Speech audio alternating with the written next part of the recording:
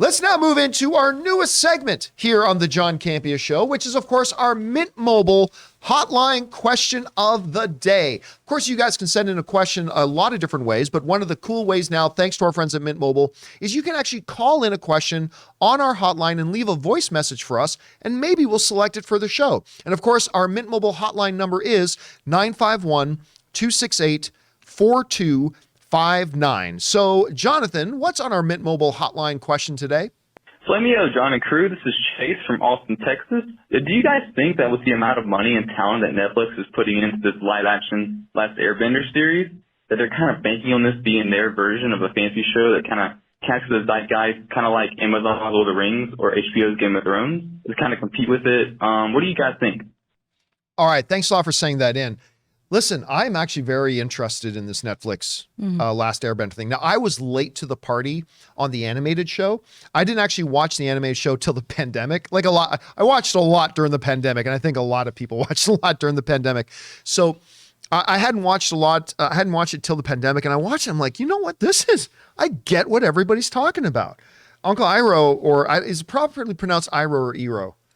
I'll go with Iroh for now. Uncle Iroh is one of my favorite animated characters ever. I love that character so much. The last battle too between Fire Lord Ozai and Aang, and it's a really, really good show.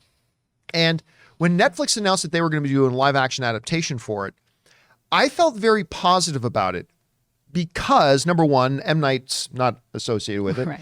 Although M. Night's been turning it around lately, just going to say that.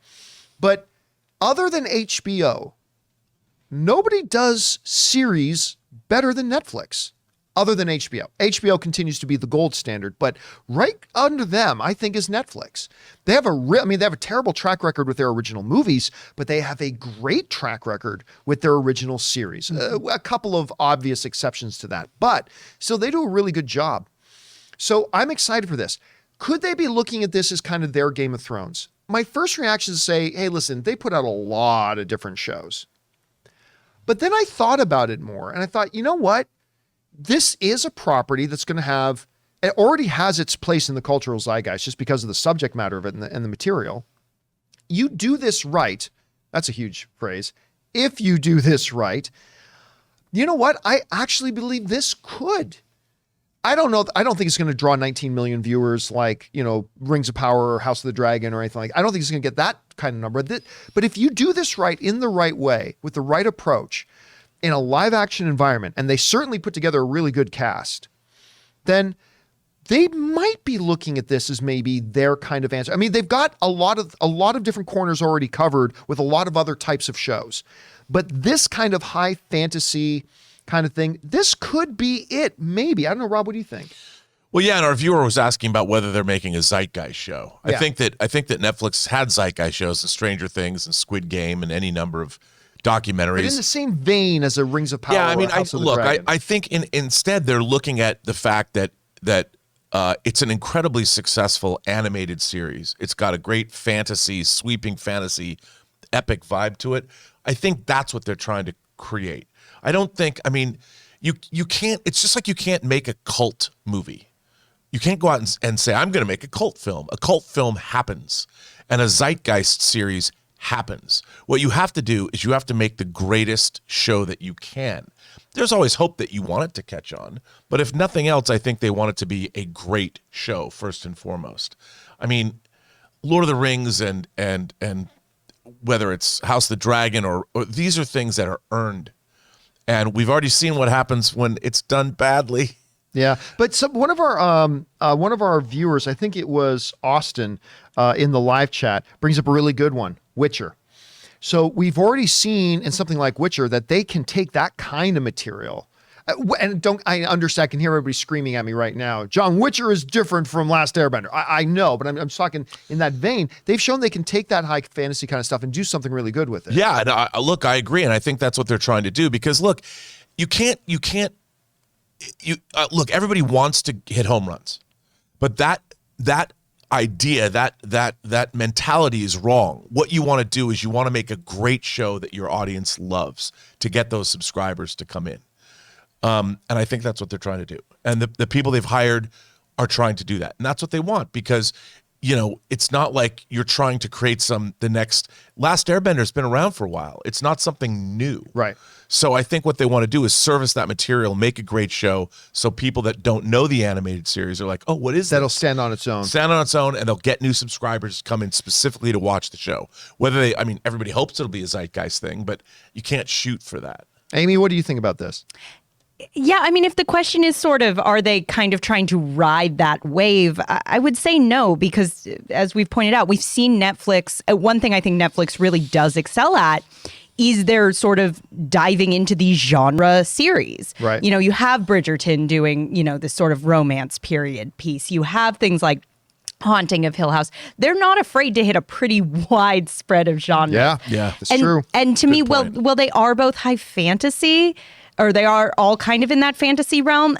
Avatar: The Last Airbender kind of lives in a different place for me. And even just the source material being so different from what things like Rings of Power or what the Game of Thrones show is spinning off. So I think it's just Netflix continuing to ride that wave of these series where we really are putting the budget into it and delving into a genre and doing something that, excites people in one way or another. I think it's just Netflix doing more of what Netflix does. Would you say that this is actually more comparable? And I'm just pulling this out.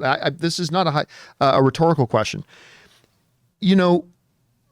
Netflix, I said most of the time they crush it with the original series. Mm-hmm. Sometimes they have some high-profile failures. Sure. Cowboy Bebop.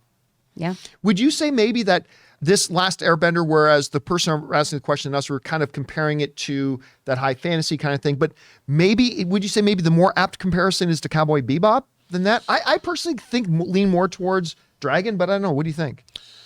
I mean, the thing about, again, what I find really interesting about adapting these properties is when modern creators start to change these properties to make them fit the in fashion, not just political discourse, but even fashion itself. And they forget the basic underlying principles of why they wanted to adapt it in the first place. And I think that The Last Airbender as an animated series, it's all right there. Like, if you look at that animated show, it's so good.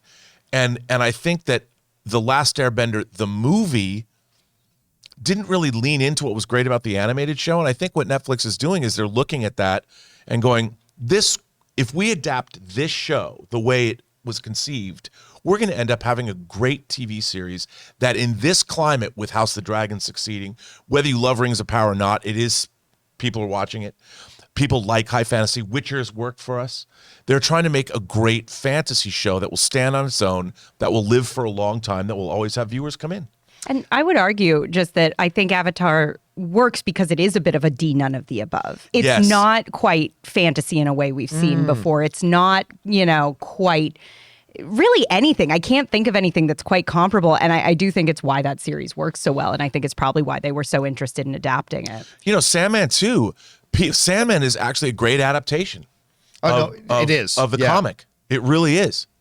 All right, guys, question is for you. What do you think about that? Do you think Netflix is kind of angling for Avatar: The Last Airbender to be like the next House of the Dragon or Rings of Power, or are they kind of aiming for something else? However you guys see it, jump down into the comment section below and let us know your thoughts.